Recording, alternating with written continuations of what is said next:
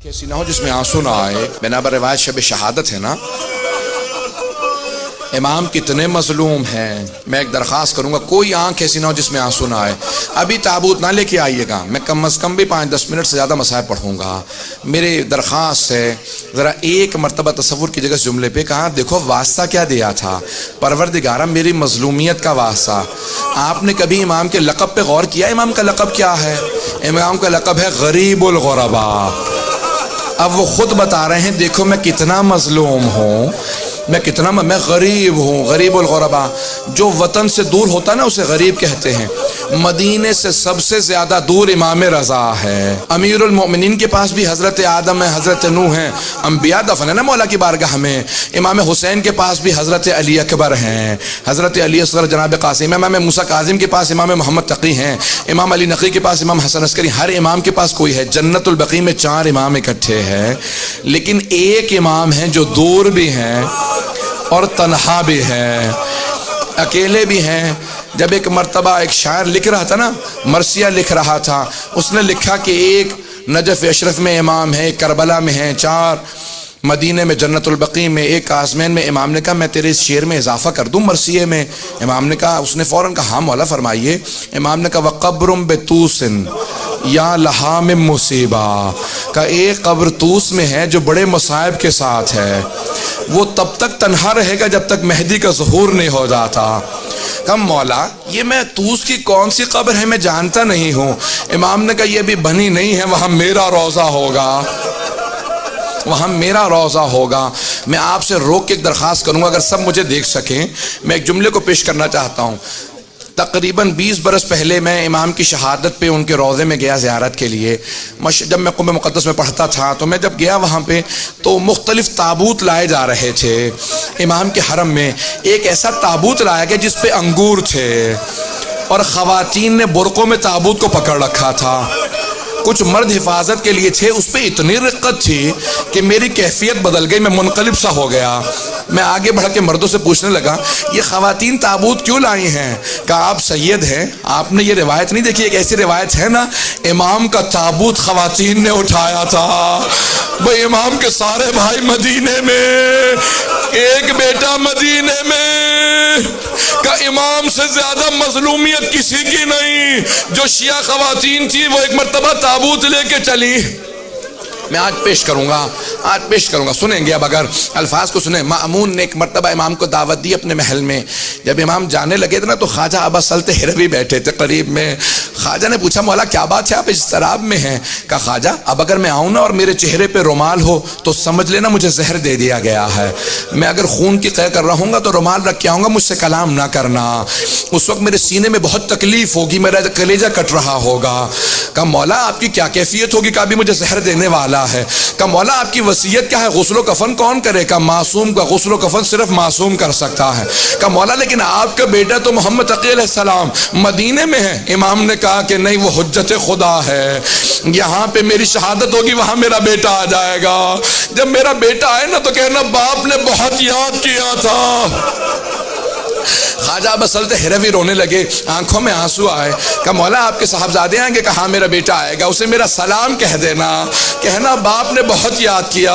میں ایک روک کے آپ کو بات ایک روک کی جملہ کہوں گا. ہر باپ کو حسرت ہوتی ہے جب میرا آخری وقت ہو نا, میرا سر میرے بیٹے کے زانوں پہ ہو, میرا بیٹا مجھے پیار کر رہا ہو, میں دنیا سے جاؤں. اب میں 2 اماموں کی کیفیت پیش کروں. ایک امام حسین ابن علی ہے, جناب سیدہ کا برقع ہے, حسین ابن علی کا سر ہے, شمر کا خنجر ہے, بی بی کے دونوں ہاتھ گردن پہ. اور جب سارے انبیاء کہہ رہے تھے نا یا رسول خدا اب ہم نہیں دیکھ سکتے, اب میں نہیں دیکھ سکتا, تو ایک مرتبہ خود رسول خدا نے کہا یا علی اب آپ جانے اور حسین جانے. ایک روایت میں ہے کہ خود علی مرتضیٰ نے کہا زہرا اب آپ جانے اور حسین جانے. جناب سیدہ نے کہا پروردگارہ تو گواہ رہنا, انبیاء نے رخ موڑ لیا لیکن میں دیکھ رہی تھی جب میرے بیٹے پہ خنجر چلا. اجرکم اللہ, اجرکم اللہ. بس بھئی 2 امام ایسے ہیں جن کی کیفیت بڑی عجیب و غریب ہے. अजरकुम अल्लाह। बस भाई इमाम गए, मामून ने इमाम को जहर दिया। इमाम ने कहा कि बाज आ जा, अपने लिए जहन्नम ना खरीद, मैं हुज्जत वक्त हूँ। इसने मुख्तलिफ अंदाज से इमाम को अज़ियत दी, कहा कि नहीं आपको ये इस्तेमाल करना होगा। बस भाई मैंने तमाम कर दिया, इमाम को जहर दिया गया। भाई अजीब व गरीब आज कैफियत है, मशहद मुक़द्दस में दिल तड़प रहे होंगे, आज इमाम ज़माना मशहद में इस्तक़बाल कर रहे होंगे ना, आज सारे इमाम जा रहे होंगे इमाम रज़ा का पुरसा देने इमाम ज़माना को। आज जनाब सैयदा मशहद में खड़ी है, आबाद किस तरह ये चमन फातिमी हुआ, किसकी नजर लगी कि ये घर मातमी हुआ। बस एक मर्तबा इमाम रज़ा को जहर दे दिया, इमाम ने चेहरे पे रुमाल रखा, कलेजा कटने लगा। इमाम उठे, घर तशरीफ ले आए। जैसे घर पहुंचे देखा ख्वाजा अब्बा सल्तहरवी खड़े हैं। वो रोने लगे, का मौला क्या कैफियत है। इमाम ने उंगली से इशारा किया, खामोश रहो, मेरा पूरा कलेजा कट रहा है। इमाम अपने हुजरे में चले गए, इबादत करने लगे। ख्वाजा ने सारे दरवाजे बंद कर दिए। इतने में देखा कि कोई बहुत ही खूबसूरत हस्ती है जो तशरीफ लाए। कहा आप कौन है, कहाँ से आए हैं। कहा मेरे बाबा ने बताया नहीं था, मैं मोहम्मद तकी हूँ, मैं मदीने से आया हूँ अपने बाबा को आखिरी लहजे में। एक मर्तबा इमाम मोहम्मद तकी अलैहिस्सलाम आए, कहा ख्वाजा हट जाना, कभी जहमत का सबब ना बनना, मासूम को सिर्फ मासूम गुस्ल दे सकता है। का एक मर्तबा मैंने देखा हौज़े कौसर से पानी नाजिल हुआ, हुनूद का काफूर नाजिल हुआ। का हट जाओ। इमाम ने बड़ी ताज़ीम से गुस्ल और कफन दिया, लेकिन मैं जोड़ के हाथ आपके सामने एक जुमला कहूँगा।